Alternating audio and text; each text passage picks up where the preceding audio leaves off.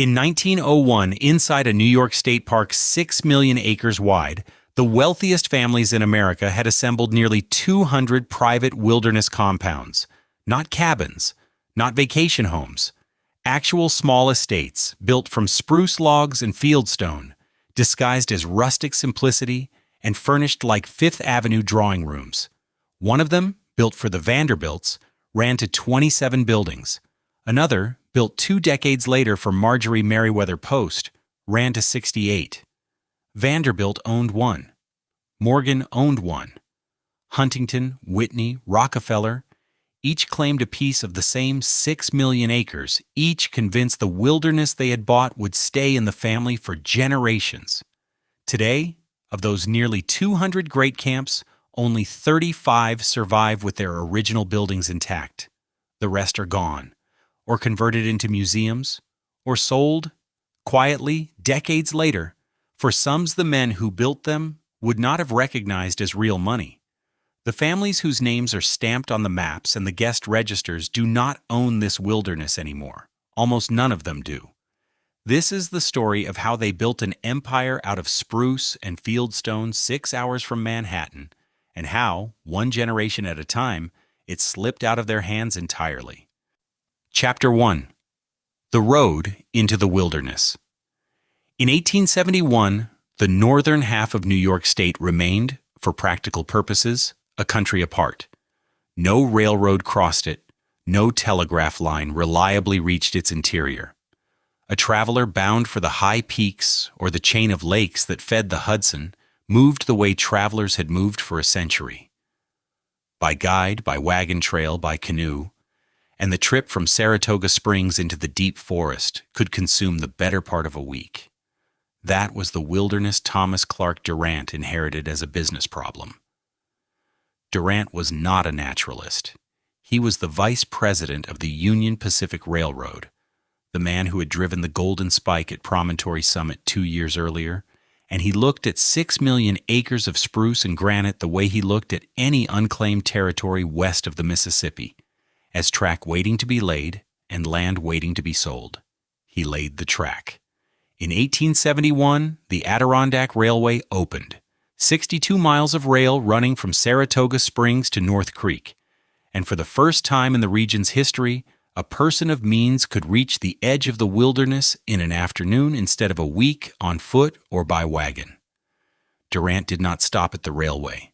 Working through family holdings, he and his relatives quietly assembled up to 700,000 acres of the surrounding forest, bought cheap, held privately, marketed in the meantime to New York society as something else entirely, an untouched sportsman's paradise, unspoiled, apparently permanent, a wilderness that had simply always been waiting for the right families to discover it. The timber was for sale. The land was for sale. The paradise was the advertisement. New York State noticed what men like Durant were doing to its forest, and it moved slowly and imperfectly to stop them. In 1885, the legislature created the Forest Preserve, a formal designation meant to protect state-owned Adirondack land from the same logging operations that had helped finance Durant's fortune. In 1892, the state drew a boundary on the map, the Blue Line, enclosing roughly 3 million acres and creating, officially, the Adirondack Park. And in 1894, New York did something almost no other state in the country had done with its wilderness. It wrote protection directly into the state constitution, not as a statute a future legislature could quietly repeal, but as fundamental law. The Forever Wild Clause forbade the state permanently from cutting or selling a single acre of its own forest preserve. But the Blue Line did not distinguish between the state's land and everyone else's. Inside it, tens of thousands of acres remained exactly what they had always been under Durant's ownership, private, unprotected, and fully for sale. The forest itself was now sealed off from logging by the highest law the state possessed. The market in that forest was not sealed off at all. New York had built a 6 million acre wilderness with a public conscience and a private loophole running straight through the middle of it, and the loophole was the size of a fortune. It was into that loophole that the next Durant walked. Thomas Clark Durant's son had grown up watching his father sell the Adirondacks as an idea before anyone had built anything on it worth photographing. A railroad timetable dressed up as a wilderness myth. The son had a different ambition, and it was not his father's. He did not want to sell the wilderness. He wanted to build inside it, something that had never existed on this scale before, on land his own family already controlled, tens of thousands of acres of it, still sitting quietly on the far side of the blue line. His name was William West Durant. Chapter 2. A Style with No Name Yet. He inherited two things that mattered, and neither of them was money in the ordinary sense. From his father, he took the railroad connections, the surveyors, the lawyers, the men who understood how to move a legislature. From the land itself, he took tens of thousands of acres already sitting under his family's name, untouched, unphotographed, waiting for someone to decide what a fortune was for. His father had sold the wilderness as an idea. William West Durant meant to live inside it. In 1877, he starts building on Roquette Lake. What rises there has no name yet because nothing like it has been built in America before. Instead of one house, he builds several. A sleeping camp, a dining hall, a cluster of staff quarters. Each its own small structure, connected by paths instead of hallways, sided in bark still bearing its own texture, railed in twig work bent rather than milled. It is not a lodge. It is not a mansion pretending to be rustic. It is an actual settlement built to look as though the forest had assembled it. He calls it Camp Pine Knot. Historians will later call it the first great camp. In 1877, it is simply an experiment nobody has tried to sell yet. The experiment becomes a template, and the template becomes an industry. Between 1890 and 1897, Durant builds two more camps, each larger than the one before it. Camp Uncas rises on Lake Mohegan. Camp Sagamore rises on its own lake and grows to 27 buildings, an ice house, a boathouse, staff quarters, a working farm supplying its own kitchen, not a house in the woods, an actual village in the woods, self-sufficient, self-contained, answerable to no town and no season. Durant hires almost exclusively local craftsmen, men who had spent their lives building for guides and trappers, now building for the richest families in the country. For the first time, the American estate has an architecture that owes nothing to England, nothing to the Loire, nothing borrowed. It has bark and cedar and a lake view instead. And the buyers arrive in a pattern that only tightens.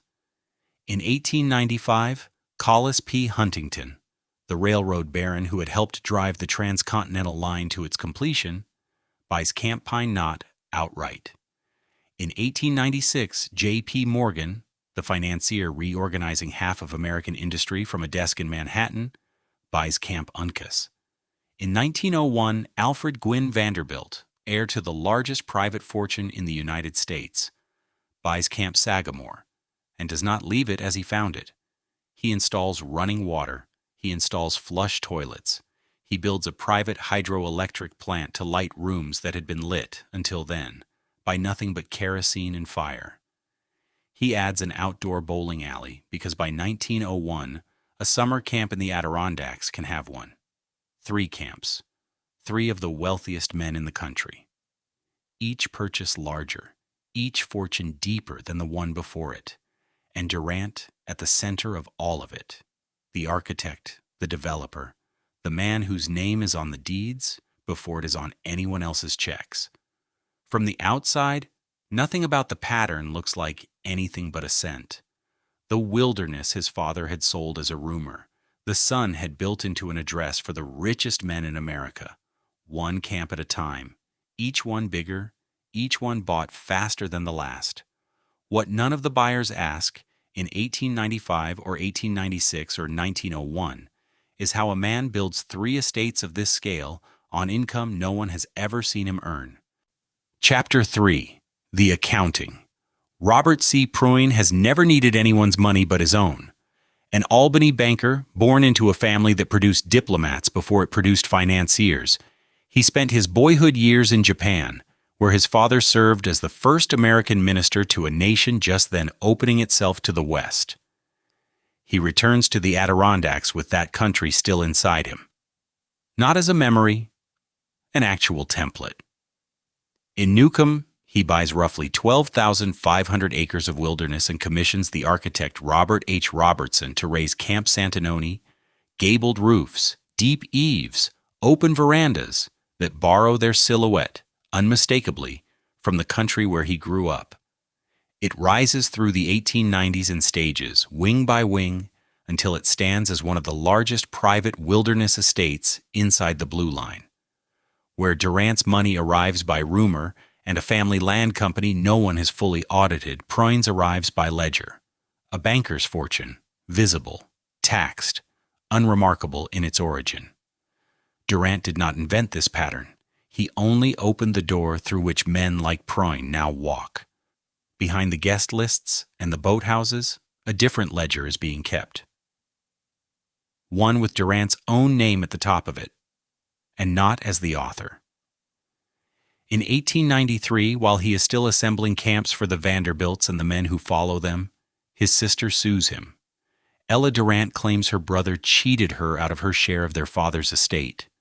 The same estate, the same Adirondack Land Company, that financed the camps now carrying his name across the mountains.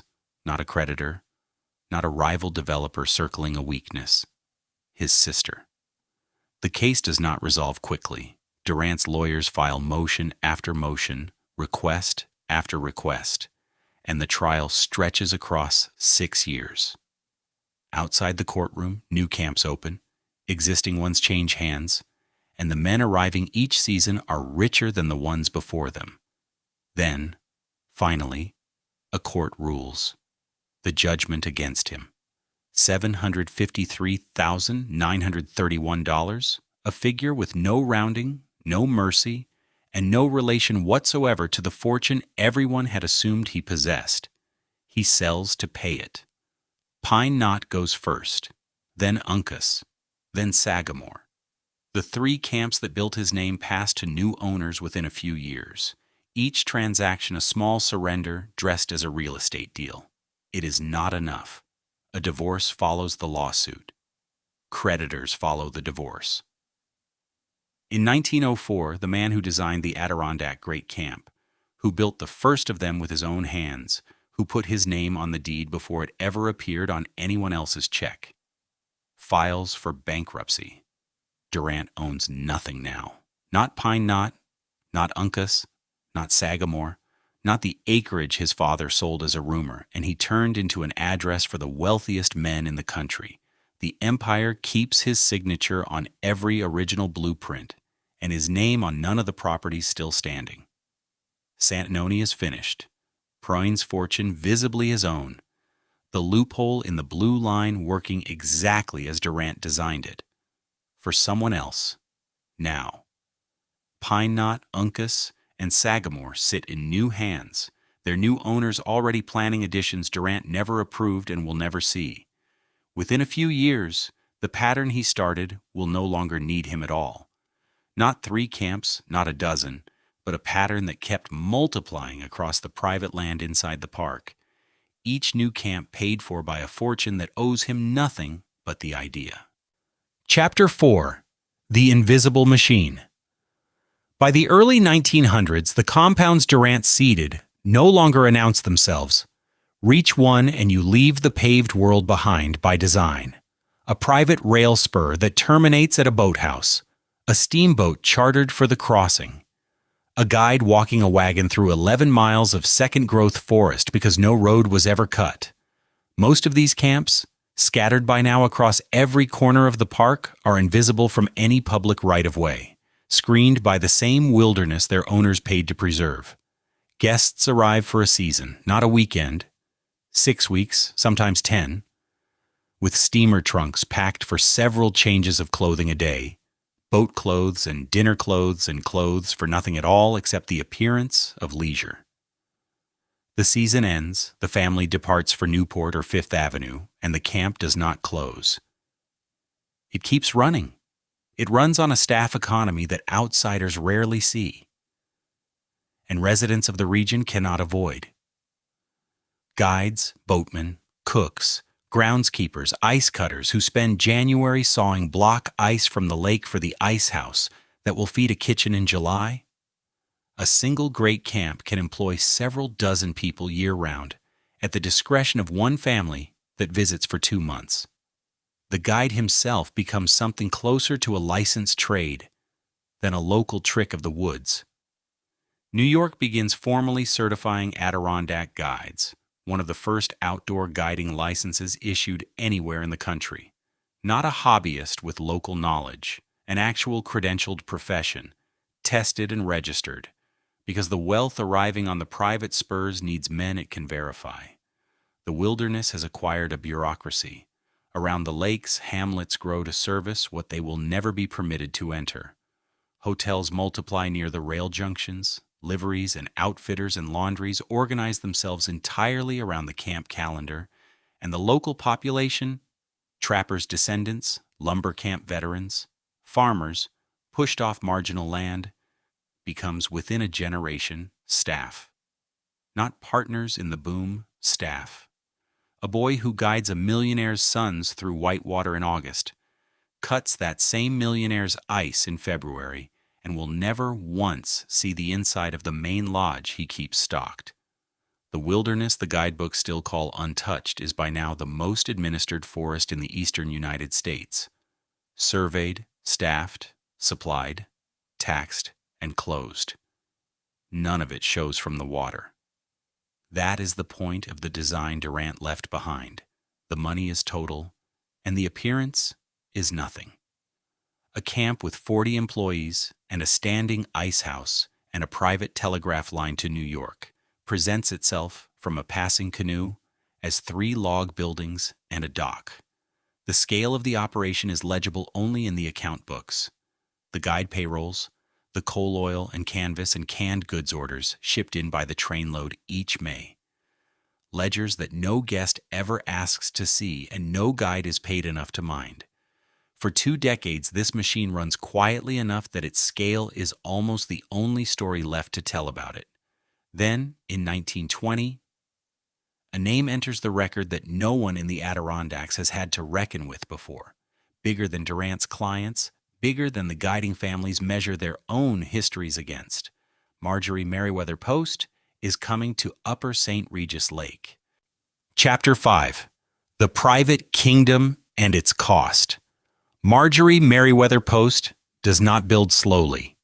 In 1920, she buys Camp Topridge, a modest lakeside holding on Upper St. Regis Lake, and over the following years pours more than $200,000 into a compound that eventually reaches 68 buildings, cabins, boathouses, staff quarters, service structures scattered across the shoreline until the property functions less like a retreat than a self-sufficient village. The main lodge alone holds a living room measuring 65 feet by 50, a room built for receiving, not for retreat. By the time she is finished, Topridge is not a camp in the sense Durant's clients once meant the word. It is an actual estate, self-contained and self-sufficient, built to run without depending on the town 6 miles away. It becomes one of the largest private wilderness compounds ever assembled in North America, and it belongs to a woman who inherited a serial fortune and married it to Fifth Avenue ambition. 68 buildings for one family, 68 roofs, one owner. Picture Upper St. Regis Lake on an August evening sometime in the 1920s. Launches glide between camps, strung with electric bulbs threaded through white pine, running lights reflecting off Chouetteff water that 50 years earlier had no name on any railroad timetable. A hydroelectric hum carries off the shoreline. Wood smoke and cedar hang in the air, and somewhere a gramophone is playing to a dock full of guests waiting on the next boat. A visitor arriving by private rail car can step off the train, pass through a great camp's own mailroom, and sit down to dinner within the hour. A wilderness that had no year-round road 50 years earlier now runs on electricity, plumbing, and private staff at a scale most American cities of the period could not match. The names attached to these camps are not new names.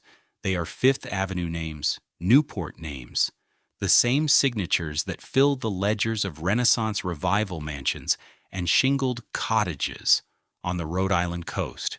Vanderbilt, Morgan, Whitney, Rockefeller, Huntington, Post. Fortunes built downtown by the Vanderbilts, the Morgans, the Rockefellers were now being spent upstate. On Fifth Avenue, those fortunes build in limestone. On Upper St. Regis and Raquette Lake, the same fortunes build in peeled bark and unpeeled spruce. And together the great camp families come to hold several 100,000 acres of private land inside a park whose founding charter promised the opposite: wilderness held forever wild, forever public. The contradiction sits there for decades. No one with the standing to challenge it has any reason to. Ownership of these camps rarely stays fixed for a single generation. Children inherit them and cannot afford the staff. Camps are sold, subdivided, or simply closed for the season and never reopened. It is against this pattern, succession, quiet decline, the slow retreat of families back towards the cities where their money was made, that Santanoni's turn arrives. Camp Santanoni, the Japanese-influenced estate the Pruin family raised on Newcomb Lake in the 1890s, changes hands in 1953. The new owners are the Melvin family, and for 18 years, Santanoni continues the way these camps always have: a private world, reached by private road, known mostly to the people invited into it. Then on July 10th, 1971, an 8-year-old boy named Douglas Legg, the Melvins' grandson, sets out on a hike from the camp's main lodge. He does not come back. The search that follows draws hundreds of volunteers and the New York State Department of Environmental Conservation into the surrounding forest. They work the terrain for weeks.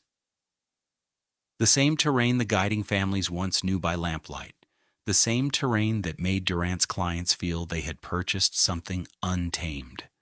No trace of the boy is found. Not a shoe, not a scrap of clothing, nothing logged into any report that follows. The file stays open. It never closes. The Melvin family does not return to Santanoni. The camp that once ran on a full staff of caretakers, boatmen, and cooks stands with its lodges intact and its lake untouched, a private kingdom with no one left inside it. Chapter 6. The last great camp rises as the first goes dark. The paperwork that ends 4 generations of private ownership at Santanoni takes a fraction of the time the plumbing did. The Melvins do not return, and eventually they do not intend to. The estate passes to the Adirondack Nature Conservancy, a non-profit built for exactly this kind of transfer, and the Conservancy in turn passes it to New York State, folding the main lodge, its outbuildings, its lake, and a private complex reached once only by private rail car back into the forest preserve it was carved out of in the first place. What Robert Pruin spent a decade and a fortune assembling, the state absorbs in a single filing. The buildings do not fall down. That is the strange part. The main lodge stands, the boathouse stands, the farm complex stands, and none of it burns or collapses or gets torn out for scrap the way so much Gilded Age excess eventually does. It simply stops being reachable. No road serves it anymore. A visitor arrives on foot or on skis, the same 5 miles the guiding families once covered by lamplight, the same distance that made Durant's clients feel they had bought something untamed. The forest does not need to reclaim Santanoni by force. It only needs to wait. But one camp going silent does not mean the era is ending. That is the part easy to miss from the outside. Through the 1920s and into the 1930s, while Santanoni's lodges sit empty and its lake goes untouched, other camps are still being built, still being expanded, still drawing architects and stonemasons and iron out of the same forest that swallowed the Melvin's Road. The building boom that started with Durant's first bark-shingled lodge in 1877 does not slow. It does not plateau. It keeps running through a decade that, by every other measure, should have stopped it cold. It runs for 72 years. The last major great camp built in the Adirondacks. Not a renovation, not an addition, an actual ground-up estate in the old Register, is Minnowbrook, raised on Blue Mountain Lake and finished in 1949. Durant would not recognize the century around it, but he would recognize the ambition. A private lake frontage, a compound of buildings scaled to a fortune, timber and stone assembled to look as if the wilderness had simply agreed to house someone rich. Minnowbrook closes the door on an era that opened with a railroad executive's fishing camp and ends with a millionaire's compound built 2 world wars and an income tax later. That gap, 1877 to 1949, is the whole story of the great camps in one span of years. Durant sold a fantasy of ownership over land no one was supposed to own. 72 years and dozens of estates later, men are still buying it, still paying stonemasons to carry granite up mountainsides that have no roads, still building as if the money and the appetite for this particular fantasy would simply keep arriving. It does not keep arriving. Not because the Adirondacks change, not because the fashion for camps like these fades on its own. What ends the great camp era arrives from outside the Adirondacks entirely, and it is already on its way north. Chapter 7. The bill comes due. It arrives at first as paperwork. In 1913, the federal government ratifies a new tax on income, and the fortunes that built the great camps, fortunes assembled without a single accountant asking how much a compound of Adirondack guides, imported chefs, and year-round groundskeepers actually cost to run, begin losing a fixed percentage every year, permanently, for the first time in the history of American wealth. No single camp closes because of it, not for another decade and a half, but the arithmetic of ownership changes quietly, in ledgers no guest at a great camp ever sees. An arithmetic, once it turns against a fortune, does not turn back. Then the trouble compounds. The stock market collapses in 1929, and the paper wealth that underwrote camp after camp, wealth that had seemed, in the 1900s, to renew itself indefinitely, evaporates across the same families whose names were stamped on Sagamore, Pine Knot, and the compounds strung along Raquette Lake and the Saronacks. Estates go up for sale. Camps that once required a private rail car to reach now cannot find a buyer willing to maintain them. The families that built an empire on the premise that money simply continued to arrive discover, within a single financial quarter, that it does not. World War II finishes what the Depression starts, and it finishes it from the servant's side of the ledger rather than the owner's. The guides, the cooks, the groundskeepers, the boatmen who kept a great camp running through 18-hour days, the men and women whose labor a camp's whole architecture existed to organize, leave for military service or for wartime factory work that pays better and does not require living 6 months a year in the woods. Many do not come back. Not because the war changes their loyalty, because it changes their options permanently, and a great camp without its staff is not a smaller version of itself. It is a different building entirely, one nobody quite knows how to run. Then peace, and peace brings its own toll. Estate taxes hit again with every generation that inherits, and where one fortune once supported one wilderness compound in full, it now divides among 3 heirs, 4 heirs, 5, each with a fraction of the money and none of the singular will that built the place to begin with. And the wealthy, once forced to choose a destination, no longer choose the Adirondacks by default. The automobile and the airplane put Newport within reach for a weekend. They put the French Riviera and Palm Beach within reach for a season, reachable without a single private guide, a single hired boatman, a single acre of leased wilderness. A retreat that once took a full day of private rail and steamboat to reach now competes, for the same family's attention, with a flight that lands somewhere warm by dinner. The camps introduced early in this history do not escape the reckoning. Camp Pine Knot, Collis Huntington's compound on Raquette Lake, sits empty for nearly 50 years after his death in 1900, closed, unstaffed, slowly surrendering to the woods around it, until his heirs finally give it away in 1949 to the State University of New York at Cortland. Camp Sagamore fares only slightly better. It remains in Vanderbilt hands into the mid-1950s, when Alfred's widow, Margaret, transfers it to Syracuse University to serve as a conference center, no longer a private wilderness estate at all, but an institution's asset, kept standing by a payroll instead of a family. What a single fortune once built, staffed, and maintained without effort now requires an entire university or a state government simply to keep from collapsing into the lake. Somewhere in that transfer of ownership, from family to institution, from private retreat to public asset, the great camp era ends, though no one alive at the time marks the date on a calendar. What is left standing and what is not is a count that has not yet been taken. Chapter 8. The Count That Was Never Taken. Of the roughly 200 great camps built at the height of the Gilded Age, about 35 survive largely intact. The rest went the way of the fortunes that built them. Sold for parts, allowed to rot, swallowed back into the 6 million acres they were carved from. No single ledger records which camps made it and which did not. The survivors are simply the ones someone, at some point, decided were worth the cost of keeping. That decision, repeated or refused 36 times over a century, is the closest thing this story has to a final tally. Camp Sagamore is one of the ones kept.